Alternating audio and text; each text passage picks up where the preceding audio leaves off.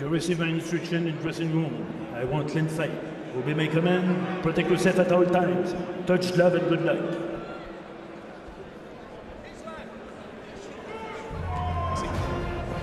Alors, Mike, les mensurations des deux boxeurs qui vont s'affronter pour ce combat de 4 rounds. Oui, 26 ans de chaque côté. Avantage de 3,4 livres en faveur du boxeur hongrois. 5,5 pour Dalaev contre 5,4 pour son rival. Avantage Dalaev au niveau de la portée également. 24 pouces contre 23. Et évidemment, premier round en carrière pour Dalaev. Et du côté de Todd, son 129e round qui débute à l'instant.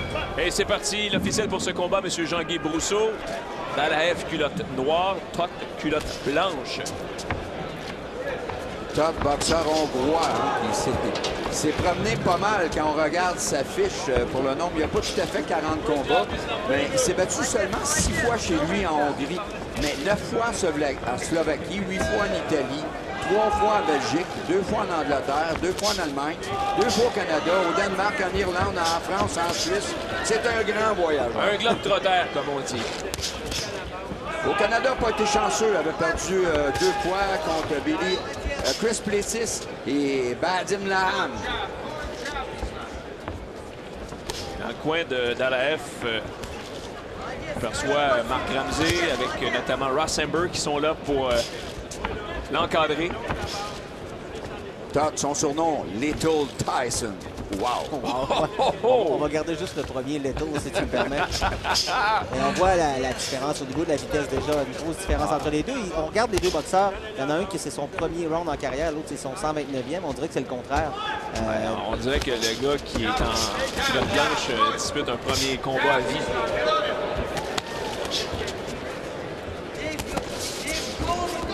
Tant que ces deux boxeurs à des niveaux d'expérience différents, niveau de technique aussi.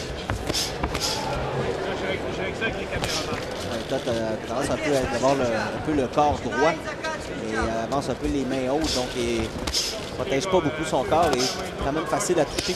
Mais on voit déjà la variété des coups. Il cherche les ouvertures Dalaev et travaille bien là, au corps et à la tête. Et est en train de mêler son adversaire, là, de le déstabiliser. Ouais. Quel beau crochet. Très beau crochet de gauche, effectivement.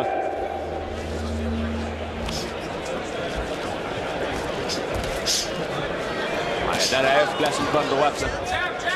Dalaev qui veut impressionner, hein, lui, dans son cas. Il n'a pas été champion du monde chez les amateurs. Gagner des tournois, mais c'est des tournois pas de grande importance. C'est pas des Jeux olympiques, c'est pas des championnats d'Europe. Donc, dans son cas, lui, là, il veut partir canon, que les gens se rappellent de lui dès ce soir. Jusqu'à maintenant, depuis le début du round, il a déjà démontré de belles variétés de coups, autant de la gauche que de la droite. Il bouge bien sa tête aussi, il tente de trouver des angles. Donc, déjà, pour un premier combat chez les pros, comme Bernard l'a dit, il essaie d'impressionner et là, ça commence à fonctionner parce que Todd commence à trouver que c'est un peu moins drôle. Ouais. On voit une belle précision de ses coups. Il réussit à toucher la cible, mais pas effleurer la cible. Il l'a touché très solidement. Todd qui est en position défensive, qui vient d'absorber une bonne claque. On est dans les dernières secondes de ce premier round de la soirée. Alors voilà, fin du premier round. La suite à TVA Sport après ceci.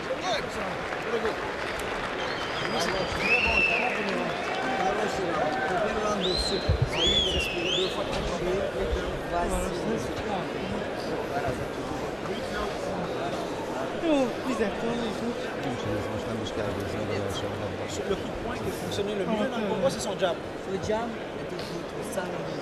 après le jab, il va avoir toutes les ouvertures.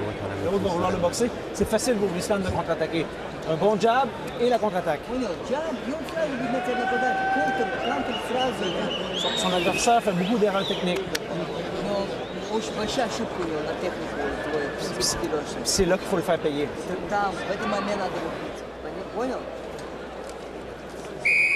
Okay, coach. Tiens. Good job, okay? Okay, say hey. Out. Good job, okay?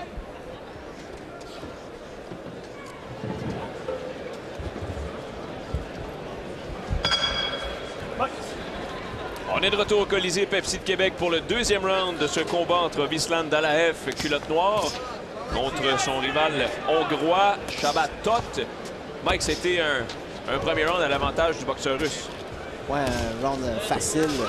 Donc, il a touché plus souvent qu'à son tour. Et là, dans son fond, on lui a demandé de lancer son jab. Et bien, effectivement, ça fonctionne parce qu'il y a des ouvertures qui se présentent à lui. Et finalement... Il dérange beaucoup, Toth, avec son jab, soit au corps et à la tête. Et après ça, il est capable, lui, là, d'enchaîner avec ses coups de puissance. Ah oui. Belle petite feinte, là. Belle petite feinte. Et il est allé avec son crochet. Déplace la garde de son adversaire. Très bel enchaînement d'Alaev. Prend le contrôle facile de ce deuxième round. Et on voit un Dalaev compact alors que Toth est très large dans ses coups. Donc, c'est facile pour Dalaev de bloquer les coups, de les esquiver. Alors que pour Toth, beaucoup de difficultés. La rapidité est du côté de Dalaev et de la difficulté à suivre. Toth ne se déplace pas en défensive, reste là et tente de contrer les coups de poing. Donc, bel uppercut. Et on y va au corps. On lui demande même d'aller au corps et... Écoute très bien. C'est intéressant durant la pause d'entendre Marc Ramsey lui donner des conseils en français. Il y avait un traducteur qui était évidemment là pour... Marc Ramsey met beaucoup de temps avec Luc Vincent Ouellet pour justement préparer ce jeune boxeur à ses débuts chez les pros. C'est bien parti pour lui.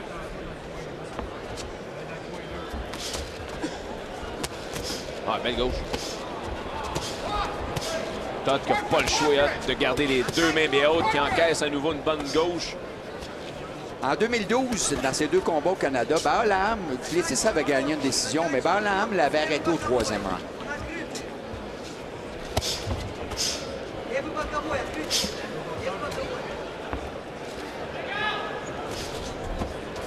Dalaev touche facilement. Ah, ben oui, ben oui. Peu importe ce qu'il lance, là, ce fameux crochet de la main gauche, ça a vraiment été son coup le plus payant. Et là, il va au corps, justement. Et je pense que c'est là que ça va commencer à payer davantage. Parce qu'il frappe avec puissance au corps. Toth n'a jamais réussi à se faire respecter. Dalaev, là, il s'en va, lui, comme une marche dans le parc.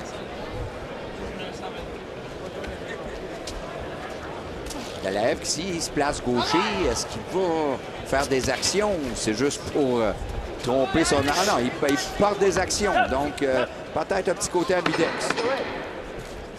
Encore 10 secondes sur ce deuxième round. Belle séquence de Dalaev. On va aller à la pause là-dessus à TVA Sport. Very good. Very good.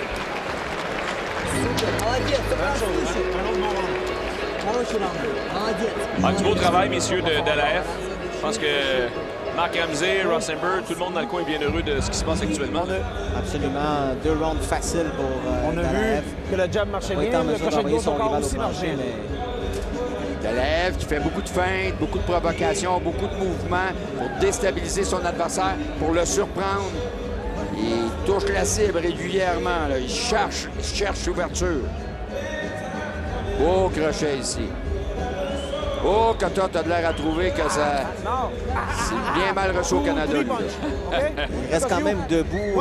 Après le premier round, il est demeuré debout dans son coin. Il fait la même chose après le deuxième. Come on. Hey, hey, jab first. Jab first.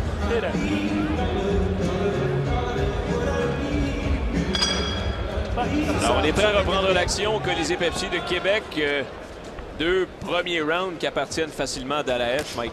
Et même notre juge maison qui a donné un 10-8 en faveur de Dalaev. Donc,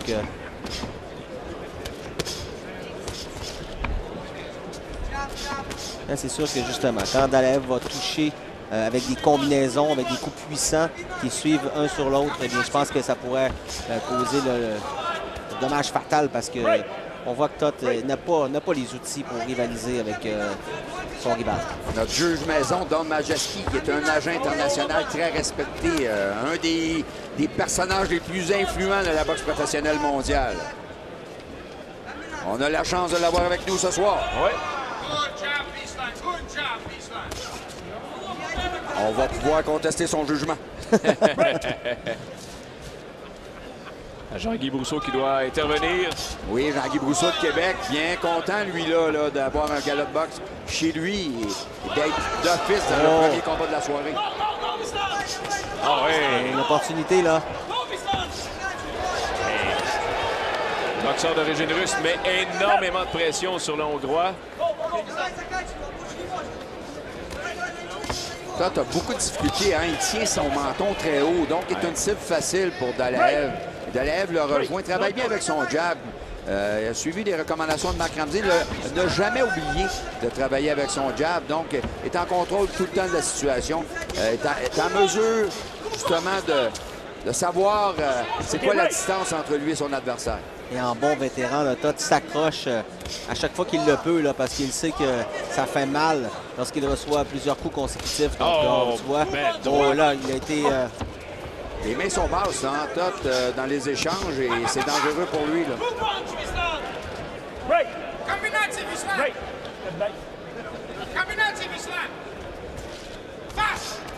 La gauche qui touche partiellement, mais pas capable de terminer le travail avec la droite.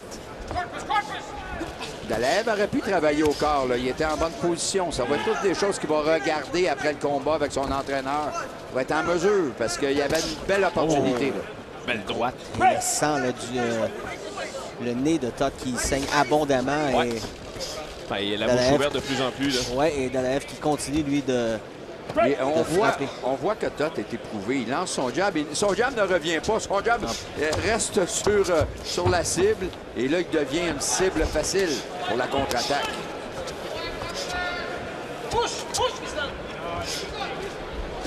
Le Todd qui accroche de plus en plus. Ça devient fait un peu de travail pour Jean-Guy Brousseau. C'est là-dessus que prend fin ce troisième round.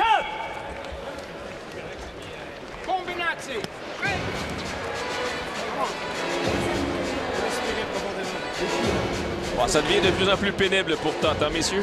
Oh oui, oh oui.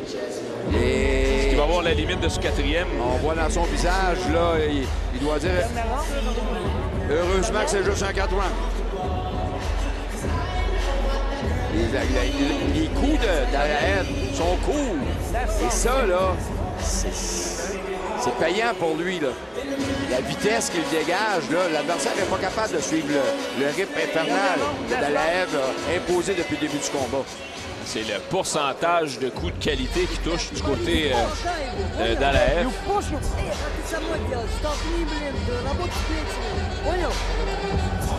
Two punch, three punch, two punch, three punch. Seconds out.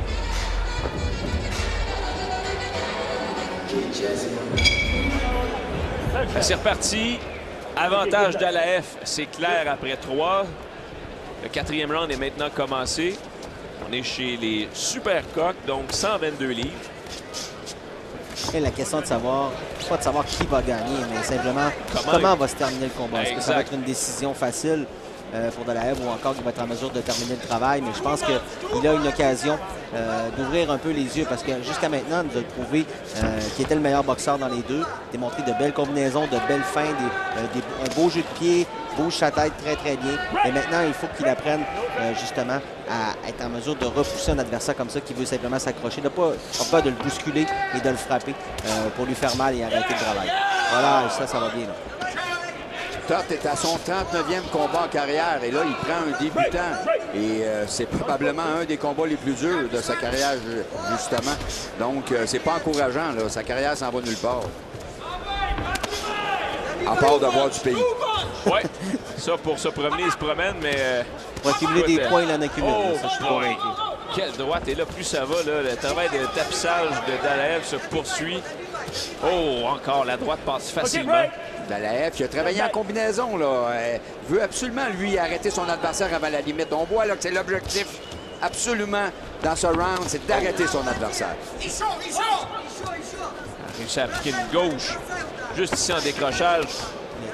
Todd a tellement reçu de coups de puissance à la tête et toujours demeuré debout. Donc, j'aurais été curieux de savoir les... Oh, attention là. Méchant encaisseur, Todd. Todd n'est même pas en mesure de se servir de ses jambes pour prendre la distance un peu, gagner du temps. Donc, il n'est pas très mobile et est une cible facile, très statique. Oh, et là, ça commence à être très pénible. Pénible et surtout que Todd tente de se défendre du mieux qu'il peut, mais pas capable de porter une attaque. Et là, les coups, hein, on voit de Toth n'ont aucun effet, aucun impact, aucun transfert de poids. Donc, tout ce qu'il fait dans le moment, c'est qu'il survit là, à tout ça. Jean-Guy Brousseau pourrait mettre presque fin au combat et ce serait pas une surprise. Là. Mais quand même, il encaisse, il se défend, lance un coup de poing de temps à autre, accroche. Donc, n'a pas été au tapis. Non. Donc, on peut lui donner la chance de terminer. Il a tellement travaillé fort pour rester sur ses deux jambes. On veut lui donner cette petite victoire morale d'entendre la cloche mais la bonne. Et heureusement pour lui, là, c'est pas un 6 rounds parce que ça aurait été de plus en plus pénible. Je pense que 4 rounds, c'était le maximum qu'il pouvait faire face à Dalaev. Hey! Il reste 10 secondes au combat. Et Vislan Dalaev, ben voilà, finalement. son rival. 3, 4, 5, 6, 7. Hey, you okay? Et c'est là-dessus que prend fin cet affrontement. Je pense que Toth était bien heureux que ça se termine ainsi. Un sens unique. Ah oui. Mais quand même intéressant pour Dalaev qui a finalement réussi à envoyer son adversaire au plancher. Oui, c'était pas une victoire par mise hors de combat, mais quand même, il l'a envoyé au plancher. Ouais. Et il a quand même... on ne peut rien lui reprocher dans ce combat. C'est un premier combat chez les professionnels. Il affrontait quand même quelqu'un qui n'était pas prêt à se coucher, qui voulait terminer sur ses deux jambes. Et il l'a prouvé. Donc, coup de chapeau également à Toth qui a demeuré dans ce combat jusqu'à la fin. Hey, merci, messieurs. On va aller à la pause. On vous revient avec la décision de ce combat à TVA Sport.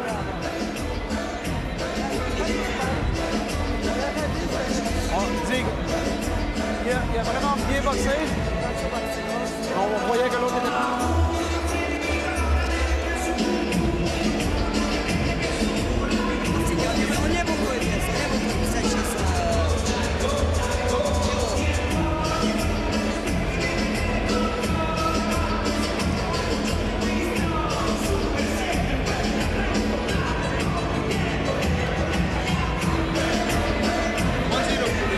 Dalaev nous a démontré de belles choses, un beau talent et ça va être bien pour cette division de poids-là. On n'a pas beaucoup de cette division de poids-là, donc et on sait qu'actuellement, il y a un grand champion qui est là chez les Plumes, Vassil Lomachenko, qui est très impressionnant pour un début de carrière, déjà champion du monde dans son 3e combat.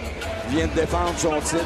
Et lui, c'était une des grandes vedettes internationales, remporté le trophée Val Barker à Pékin, terminé 2e au trophée Val Barker à Londres, double médaillé d'or olympique, fiche incroyable de 326 victoires, une seule défaite chez les amateurs. Incroyable. Et, pour un gars comme Dalaev, c'est très bien d'avoir un grand champion comme ça parce que peut-être qu'éventuellement, s'il réussirait à se hisser jusque-là, il aurait la bourse de sa carrière.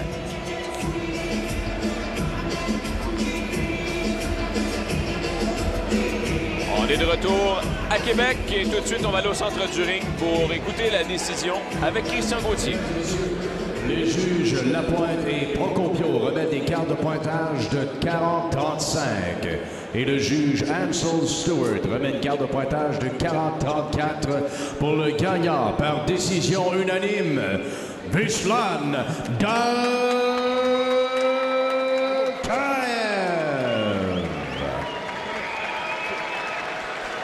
Vislan Dalaev mérite une première victoire à son premier combat chez les professionnels. Messieurs, c'est une belle entrée en matière pour ce boxeur d'origine russe. Absolument. Il a fait 4 rounds, a vu un petit peu qu'est-ce que c'était le niveau professionnel. Il avait un boxeur devant lui qui avait beaucoup d'expérience. Mais dès le premier round, on a vu la vitesse et la puissance et la rapidité de Dalaev, ce fameux crochet de la main gauche et qui revenait à chaque instant et la main droite par la suite. Donc, vraiment, ça a été un excellent combat pour lui. Et ça s'est poursuivi au 2e, 3e round. C'est un petit peu la même chose. Dalaev qui continue de mettre la pression sur son adversaire. Et puis finalement, il a fait mal à Toth tout au long du combat, messieurs. Et c'est le pourcentage de coups de qualité qui ont atteint la cible. C'est certain qu'on ne parle pas de qualité d'adversaire de même niveau, mais n'empêche, Dalaev a été impressionnant. J'ai bien aimé sa précision. Ah oui, vraiment. Vraiment, frappe sec, frappe souvent. Et il va sûrement nous donner, je pense, une ouverture pour cette division de poids-là qu'on n'a pas à Montréal depuis des années. Absolument. On voit les faits saillants et plus ça allait, plus ça devenait un travail de démolition et on sentait très bien que Zabak Tot était à court de ressources, ni plus ni moins. Ça, c'était la chute au tapis. Et bon, ça s'est terminé donc par une victoire assez convaincante. Vous avez entendu la décision.